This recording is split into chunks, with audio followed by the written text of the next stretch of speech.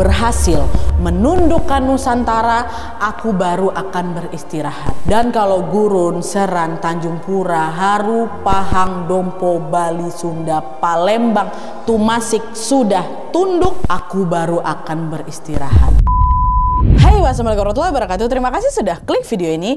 Di malam Rabu ini aku akan kembali lagi mengajak kalian untuk membahas kisah sejarah tentang Indonesia, khususnya pada masa Kerajaan Wa. Kalau di minggu-minggu kemarin aku sudah menceritakan kisah dari Raja Jayanegara dari Kerajaan Majapahit, malam ini aku akan membahas tokoh Kerajaan Majapahit yang lain yang tidak kalah melegenda, yaitu Patih Gajah Mada. Wa. Gajah Mada adalah orang yang berperan besar dalam kejayaan Majapahit, di mana pada saat itu dia ini berambisi untuk menyatukan seluruh wilayah Nusantara di bawah naungan Majapahit. Wa. Berkat ambisi dan kerja kerasnya, Majapahit ini betul-betul mampu menjadikan kerajaan Hindu terbesar dan juga terkuat di Nusantara pada masanya. Kehebatan itulah yang membuat nama Gajah Mada terus diabadikan oleh masyarakat sampai dengan hari ini. Ada yang memakai nama Gajah Mada sebagai nama jalan, nama tempat, bahkan juga ada yang memakai nama Gajah Mada sebagai nama kampus atau universitas yang terkemuka di Indonesia. Nah, penasaran gimana kira-kira sehebat apa sih seorang Gajah Mada ini? Tanpa berlama-lama kita langsung masuk aja ke ceritanya. Check it out.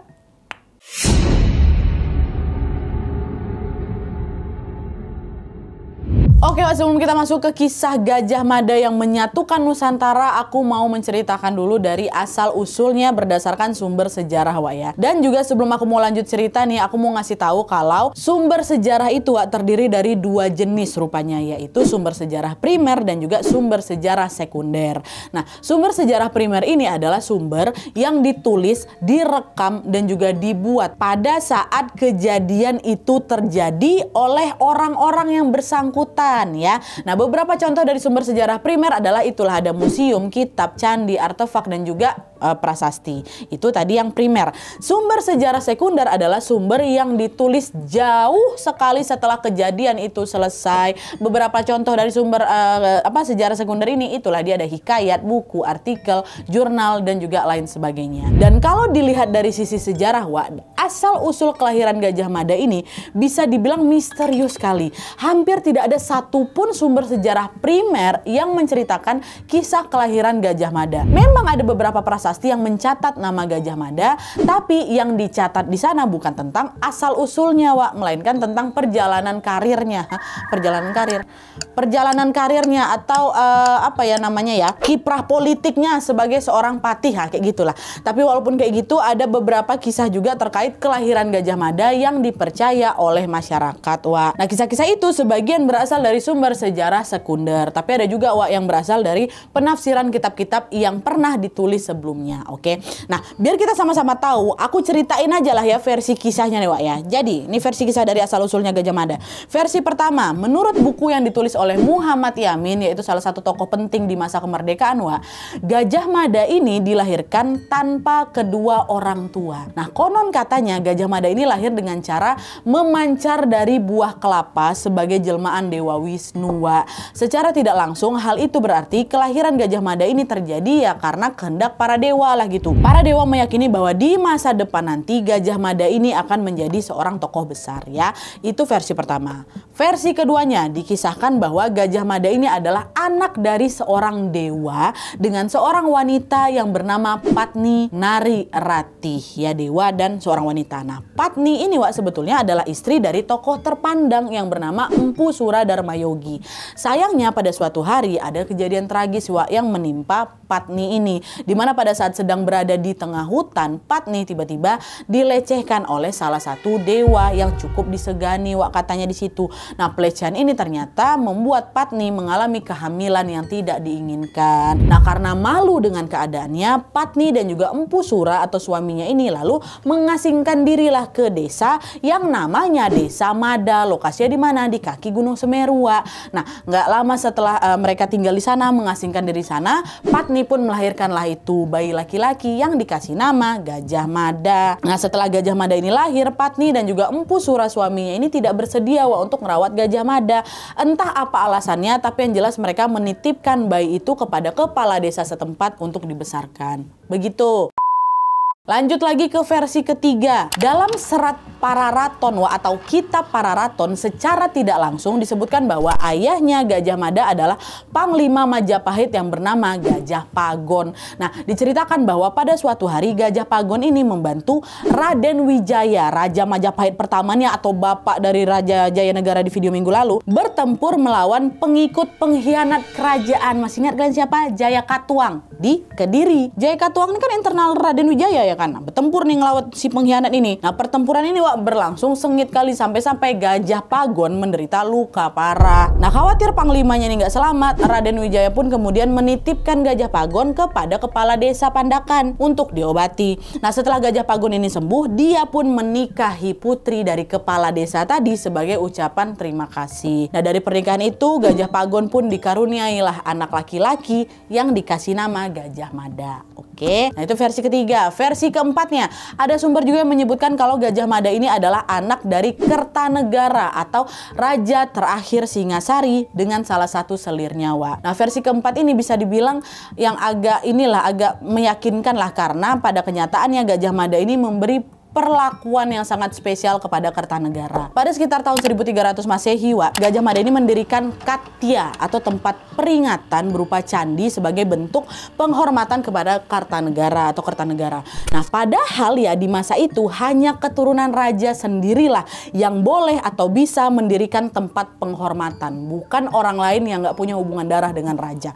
Tapi di sini Gajah Mada bisa membangun itu. Nah, setelah Gajah Mada membuat candi untuk Kertanegara, itulah baru tuh orang-orang semakin yakin lagi atau semakin berasumsi lagi bahwa Gajah Mada ini memang keturunan Kertanegara gitu. Karena kan dia didirikan Katya, yang boleh dirikan Katya kan cuma keturunan raja. Nah, kayak gitulah. Nah, jadi itu tadilah dia 4 versi yang kami temukan soal kelahiran Gajah Mada atau soal asal-usulnya. Terlepas dari asal-usulnya yang masih simpang siur dan misterius sampai sekarang, yang jelas Gajah Mada memiliki arti nama yang sangat menarik. Menurut mitologi Hindu, gajah dianggap sebagai hewan yang memiliki intelijensi yang sangat tinggi dibandingkan hewan-hewan lainnya. Tubuhnya yang besar juga menandakan kalau gajah ini bisa dijadikan sebagai tempat berlindung yang juga aman dan juga nyaman. Dan selain itu, penggunaan nama gajah katanya juga terinspirasi dari Ganesha, yaitu dewa berkepala gajah yang berbadan manusia yang diyakini sebagai lambang kecerdasan dan juga ilmu pengetahuan. Nah, sementara Mada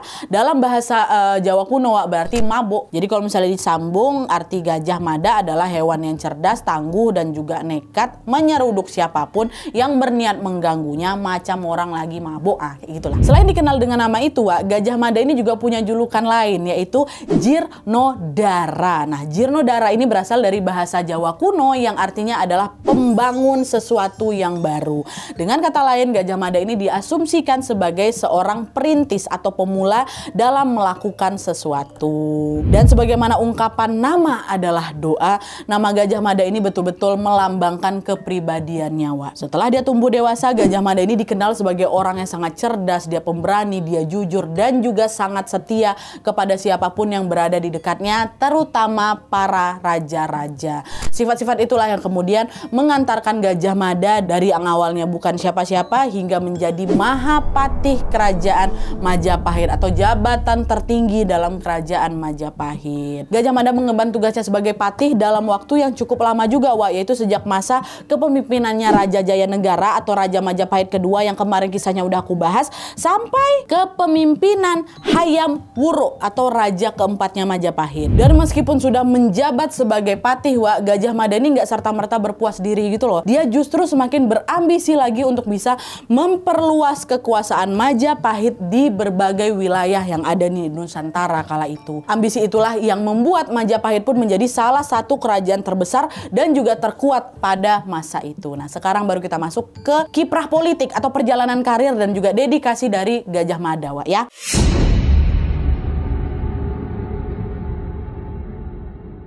Nah, seperti yang sempat aku singgung di video Raja Jayanegara kemarin, naiknya karir Gajah Mada ini kan dimulai dari peristiwa pemberontakan Rakuti kan, Buat kalian yang mungkin belum sempat nonton video tentang Jayanegara kemarin, jadi pemberontakan Rakuti ini adalah pemberontakan yang paling kuat untuk melenyapkan atau menyisihkan raja yang memimpin Majapahit kala itu, yaitu itulah dia tadi Raja Jayanegara. Nah, itu ya. Nah, di masa pemberontakan itu, Gajah Mada ini kan berhasil menyelamatkan Jayanegara dengan cara melarikan Jayanegara menuju ke desa Baden kalender kan. Nah, selain berhasil menyelamatkan Raja Wak, Gajah Mada ini juga berhasil menumpas pemberontakan yang berujung pada tewasnya Rakuti tadi. Berkat kerja kerasnya, Jayanegara pun kemudian langsung mengangkat Gajah Mada menjadi Patih Kahuripan Wak sebagai bentuk balas jasa. By the way, Kahuripan ini adalah nama kerajaan juga, tapi masih di bawah naungan Majapahit gitu loh. Jadi pada saat itu Gajah Mada nggak langsung jadi Patih Majapahit Wak, tapi meniti karirnya dari bawah dulu, dari Patih Kahuripan dulu kayak gitu loh. Nah, lalu setelah beliau menjabat sebagai Patih Kahuripan selama kurang lebih 2 tahun, Gajah Mada dipindah tugaskan lagi jadi patih di kerajaan Daha, namanya sama juga kayak Kahuripan tadi Wak. Daha ini juga kerajaan yang berada di bawah komando Majapahit gitu ya. Nah, di posisi ini Gajah Mada menjabatnya lebih lama Wak dari sebelumnya. Tadi kan cuma 2 tahun. Nah, di sini dia kurang lebih selama 13 tahun lah gitu menjabat. Sampai akhirnya Raja Jayanegara meninggal dan digantikan sama adik tirinya Jayanegara, which is Tribuana Tunggadewi. Dan kalau misalnya kalian masih ingat, Tribuana Tunggadewi ini adalah anaknya dari Raden Wijaya dengan Permaisuri Gayatri kan. Nah, nggak lama setelah Ratu naik tahta Wak, tiba-tiba terjadi pemberontakan lagi tuh, namanya pemberontakan Sadeng gitulah, yang dilakukan oleh pihak internal Majapahit lagi. Nah, khawatir mengganggu tahtanya Wak, Ratu pun meminta pendapat lah pada Mahapatih dari kerajaan Majapahit, namanya Arya Tadah Wak. Nah, sedikit informasi aja, Mahapatih itu adalah jabatan yang lebih tinggi daripada patih Wak ya. Jadi habis patih baru Mahapatih. Tugas seorang Mahapatih ini udah macam selevel Perdana Menteri Wak, dimana mereka ini selalu diandalkan oleh raja dalam urusan penting kerajaan ya. Nah, ketika itu Ratu Tribuana ini manggilah Arya untuk meminta saran. Arya waktu itu nggak bisa datang Wak, gegara dia lagi sakit-sakitan. Nah, khawatir penyakitnya ini jadi penghalang untuk mengabdi kepada kerajaan, Arya pun memutuskan untuk mundur dari jabatannya sebagai Mahapatih Majapahit. Nah, mendengar pengunduran diri itu Wak, Ratu Tribuana langsung nolak karena dia tuh nggak bisa percaya sama orang lain loh, kecuali sama Arya aja. Menyadari kekhawatiran dari ratunya, Arya pun ngomong, lebih baik gini Ratu pilih aja Gajah Mada sebagai penggantiku. Dia orang jujur, dia berani, dan juga dia ini setia. Ratu ingat kan, berkat Gajah Mada Jayanegara selamat loh dari kejarannya Rakuti. Karena kejadian itulah Ratu, aku makin yakin lagi kalau Gajah Mada ini bukan orang sembarangan. Dia saja yang menggantiku, kata Arya. Nah, mendengar sarannya Arya Wak, Ratu Tribuana itu nggak langsung mengiyakan tuh. Pada saat itu dia masih menimbang-nimbang apakah Gajah Mada ini cukup layak untuk menggantikan Arya Taduh Mahapatihnya ini. Nah, ketika Ratu ini masih mempertimbangkan, di saat yang sama Arya membujuk Gajah Mada supaya dia ini mau apabila sewaktu-waktu ditunjuk jadi Mahapatih. Nah, mendengar bujukan dari Arya Wak, Gajah Mada mengaku saya belum siap. Karena Gajah Mada merasa belum banyak berkontribusi untuk Majapahit, Kahuripan, dan juga Daha. Dia tuh kayak ngerasa belum pantas gitu loh Wak. Tapi walaupun dia merasa belum cukup berdedikasi, jauh di lubuk hatinya Gajah Mada ini merasa khawatir juga dengan kejayaan Majapahit. Dimana pada saat itu Wak, mulai banyak nih kerajaan-kerajaan asing yang masuk ke Nusantara dan menyebarkan pengaruh mereka. Tapi gara-gara Gajah Mada ini belum memegang posisi yang strategis lah, itu kan cuma jadi patih kerajaan Daha kan. Ya dia jadi nggak bisa berbuat banyak untuk membendung pengaruh-pengaruh asing yang masuk ke dalam Nusantara itu. Nah, balik lagi kita ke soal pengganti Arya Wak ya. Nah, beberapa waktu kemudian setelah mempertimbangkan dengan matang dan juga hati-hati, Ratu Tribuana pun akhirnya bersedia Wak untuk mengangkat Gajah Mada sebagai Mahapatih Majapahit menggantikan Arya Taduh. Dan karena Gajah Mada ini diangkat langsung sama Ratu, ya tentunya dia tidak bisa menolak. Gajah Mada pun langsung mengiyakan dengan penuh hormat. Nah, menyadari dirinya akan memegang posisi penting di Majapahit, Gajah Mada pun tidak menyia-nyiakan kesempatan itu Wak. Ketika upacara pelantikan berlangsung, dia tiba-tiba langsung mengacungkan senjata sambil mengucapkan sumpahnya yang berbunyi, kalau aku berhasil menundukkan Nusantara, aku baru akan beristirahat. Dan kalau Gurun, Seran, Tanjung Pura, Haru, Pahang, Dompo, Bali, Sunda, Palembang, Tumasik sudah tunduk, aku baru akan beristirahat. Sumpah yang diikrarkan oleh Gajah Mada itulah yang dikenal dengan sebutan apa, anak-anak?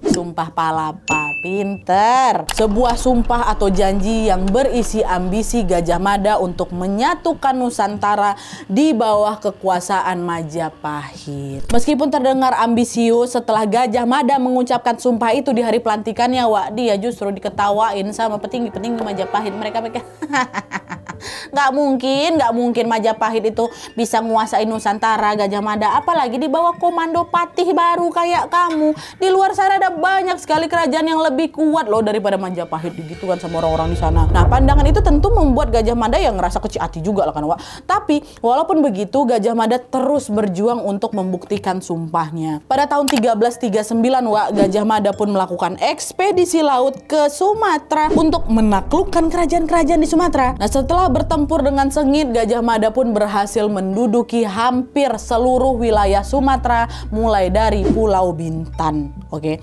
Lalu supaya kekuasaannya itu bisa bertahan lama, Wak, Ratu Tribuana atau pemimpin Majapahit kala itu mengirimkan sepupunya yang berdarah Melayu, yaitu Aditya Warman, untuk menjadi perwakilan Majapahit yang ada di Sumatera. By the way nih, sedikit informasi. Aditya Warman ini masih bersepupu dengan Raja Jayanegara, Wak, ya. Seperti yang sudah aku ceritakan di sebelumnya. Ibu dari Jayanegara adalah putri dari kerajaan Melayu yang bernama Darapeta. Nah, Darapeta ini punya kakak perempuan namanya Darajingga. Menurut beberapa sumber, Wak, Darajingga ini dinikahi oleh tokoh penting di kerajaan Singasari yang bernama Adwaya Brahman. Nah, dari pernikahan itulah Darajingga pun melahirkan seorang bayi laki-laki yang tidak lain tidak bukan inilah dia Aditya Warman itu yang disuruh mimpin di Sumatera dulu. Tapi ada juga beberapa ahli yang berpendapat kalau Aditya Warman ini adalah anak Darajingga dengan Raden Wijaya, which is pendiri Majapahit atau suami dari adiknya. Nah, konon katanya selain menikahi Darapeta, Wak, Raden Wijaya ini juga menjadikan Darajingga sebagai selirnya. Jadi kakak adik ini dinikahin sama raja, kayak gitulah. Entah versi mana yang betul, Wak, ya, tapi yang jelas Aditya Warman punya darah Melayu dari garis ibunya. Nah, itulah tadi dia sekilas dari Aditya Warman yang diberikan mandat oleh ratu untuk mewakili Majapahit di Sumatera. Oke, sekarang kita lanjut lagi cerita. Nah, setelah berhasil menaklukkan tanah Sumatera, Wak, Gajah Mada tidak langsung berpuas hati tentunya.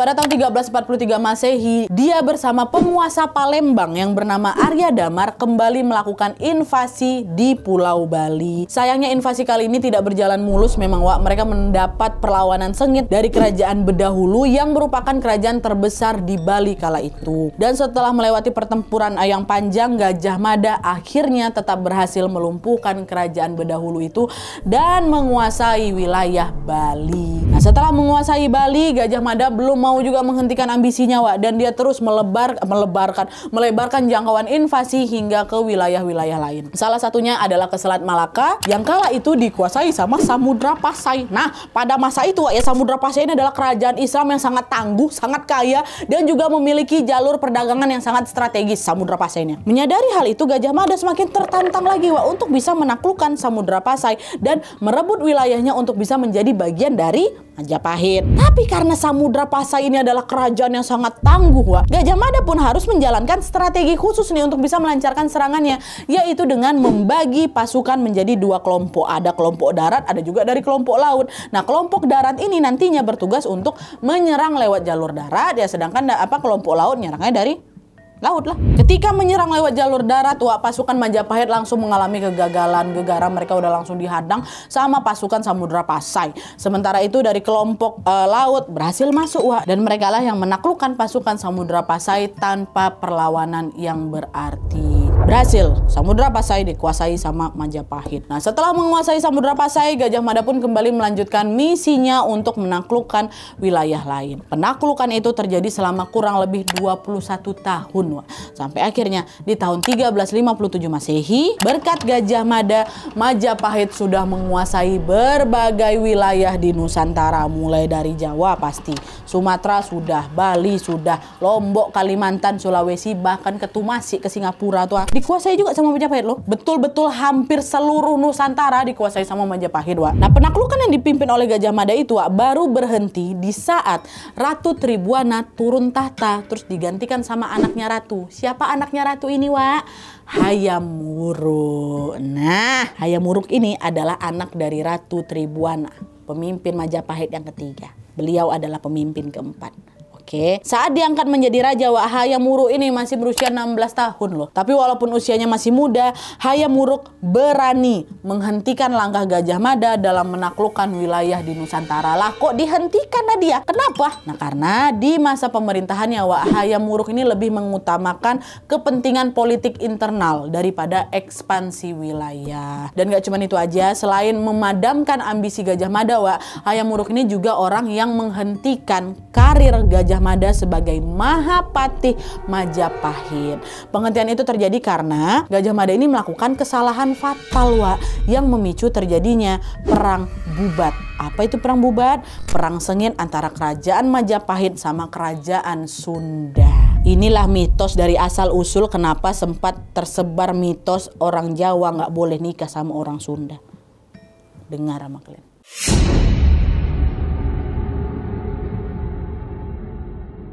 Nah jadi Wak, menurut catatan Kidung Sunda yang ditulis oleh sejarawan Belanda bernama C.C. Burke, Perang Bubat ini bermula dari ambisinya Gajah Mada lagi untuk bisa menaklukkan wilayah Sunda yang kala itu sudah dikuasai oleh Kerajaan Sunda Galuh namanya ya. Nah sebenarnya waktu itu Hayam Wuruk juga punya rencana yang sama kayak Gajah Mada untuk menaklukkan Sunda Galuh juga. Tapi meskipun punya ambisi yang sama, Wak, Gajah Mada dan Hayam Wuruk ini punya pandangan yang bertolak belakang. Di saat Gajah Mada berencana untuk menyerang Sunda Galuh bersama dengan pasukannya, Hayam Wuruk justru lebih memilih cara diplomatis, Wak, atau cara halus, yaitu melalui jalur perkawinan. Jadi kalau misalnya Gajah Mada mau main serang aja, kalau Hayam Wuruk maunya halus-halus dulu nih, biar kita bisa kuasanya caranya pelan-pelan aja, lembut-lembut aja gitu. Nah pada suatu hari, Wak, Hayam Wuruk pun mengirimlah sepucuk surat kepada Raja Sunda Galuh kala itu yang bernama Lingga Buana ya. Nah di surat itu, Wak, Hayam Wuruk bilang kalau dia berniat untuk melamar putrinya raja yang bernama Dyah Pitaloka. Apabila Lingga Buana setuju dengan lamaran itu, Hayam Wuruk meminta sang putri dibawa ke Majapahit untuk mengadakan resepsi pernikahan karena dia pengennya nikahnya bukan di Sunda tapi di Majapahit. Nah setelah membaca surat itu, Lingga Buana sang raja ini merasa sulit, Wak, untuk menolak, apalagi yang ngelamar anaknya adalah pemimpin kerajaan besar. Tapi berbeda dengan Lingga Buana, penasihat Sunda Galuh yang bernama Hyang Bunisora justru merasa keberatan karena menurut adat di zaman itu nggak lazim raja, tidak lazim bagi pengantin wanita yang mendatangi pengantin laki-laki. Ya sama juga lah kayak sekarang kan, Wak, kebanyakan kan pesta pernikahan yang kalau misalnya diadakan di rumah kan pasti di rumah wanita bukan rumah laki-laki kan. Kayaknya nggak pantas raja, kata si Hyang ini. Jadi kalau Hayam Wuruk mau memperistrikan Dyah Pitaloka ya seharusnya dia yang datang ke Sunda Galuh, terus menikahnya di sini. Itulah disampaikan ke Raja Lingga Buana. Tapi meskipun sudah menyampaikan keberatannya, Wak, Lingga Buana tidak punya pilihan lain selain mengiyakan permintaan Hayam Wuruk. Nah hal itu terjadi karena bertahun-tahun sebelumnya, Wak, Majapahit dan juga Sunda Galuh ini pernah menjalin hubungan baik juga. Jadi kayak nggak enak gitu loh. Lingga Buana jadinya mikir daripada nanti hubungan kita rusak gegara ini, ya udahlah kita terima aja lah lamaran kayak gini. Toh kerajaan Majapahit ini juga bukan kerajaan sembarangan, kata Lingga Buana kayak gitu. Nah setelah mengiyakan itu, Wak, Lingga Buana pun pergilah betulan nih sekeluarga besar ke Majapahit ditemani oleh Dyah Pitaloka, tentunya anaknya, istrinya atau si Permaisuri dan juga beberapa orang pasukan. Pergilah mereka ke Majapahit. Dan setelah menempuh perjalanan panjang, Wak, rombongan Sunda Galuh pun akhirnya sampai di desa Bubat untuk mendirikan pesanggrahan atau perkemahan di sana, istirahat bentar. Nah ketika rombongan Sunda Galuh ini sedang berkemah, Gajah Mada nggak sengaja lewat, Wak. Waktu itu dia belum tahu nih tentang rencana pernikahan Hayam Wuruk dengan Dyah. Dia nggak tahu kalau ini adalah rombongan calon istrinya raja, nggak tahu. Dan pas ngelihat rombongan Sunda Galuh ini memasuki area Majapahit, Gajah Mada menganggap kalau kedatangan mereka ini adalah untuk menyerahkan diri. Nah melihat kesempatan itu, Gajah Mada pun langsung mengirim pasukannya untuk menangkap Sunda Galuh yang ada di situ, Wak. Dia suruh pasukannya nangkap, sementara Gajah Mada ini menemuilah Raja Hayam Wuruk. Nah di situ Gajah Mada waktu udah ketemu raja langsung bilang, "Wahai raja, rombongan Sunda Galuh sudah datang. Sepertinya mereka mau menyerahkan diri, raja. Sebaiknya kita paksa saja mereka supaya cepat tunduk sama pemerintah Majapahit," kata kayak gitu. Hayam Wuruk jawab kayak gini, "Wahai Gajah Mada, mereka datang ke sini bukan untuk tunduk, tapi untuk menikahkan Dyah Pitaloka, putri mereka, denganku. Aku memang ada rencana untuk menaklukkan Sunda Galuh, tapi nanti, Gajah Mada. Kalau sekarang aku mau menikahi Dyah Pitaloka dulu," kata Hayam Wuruk kayak gitu.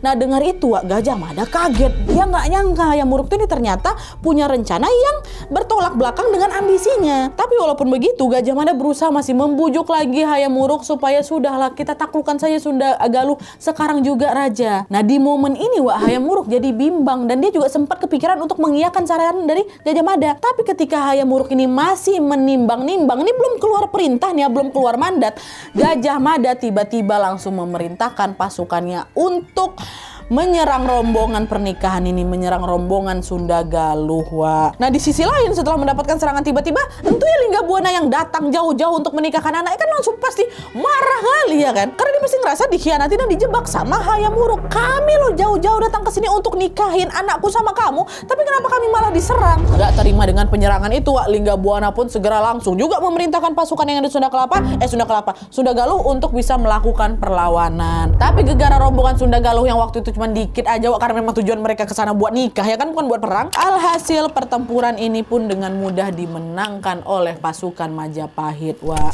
Dan sayangnya dalam pertempuran ini Raja Linggabuana, istrinya, dan hampir semua pasukan Sunda Galuh tewas, sementara Dyah Pitaloka atau putri yang akan dinikahkan dengan Hayam Wuruk ini berhasil selamat tanpa luka sedikit pun. Dan tentunya setelah dia melihat orang tuanya dan pasukannya ini tewas mengenaskan dengan cara seperti itu, Dyah Pitaloka pun langsung marah besar sama Majapahit. Amarah inilah yang mendorong Dyah Pitaloka untuk membatalkan rencana pernikahannya dengan cara menghilangkan nyawanya sendiri. Nah, tewas juga Dyah Pitaloka dengan cara bunuh diri gitu. Nah, tragedi tewasnya keluarga Linggabuana itulah yang memicu perselisihan panjang antara kerajaan Sunda dengan kerajaan Jawa, khususnya Majapahit.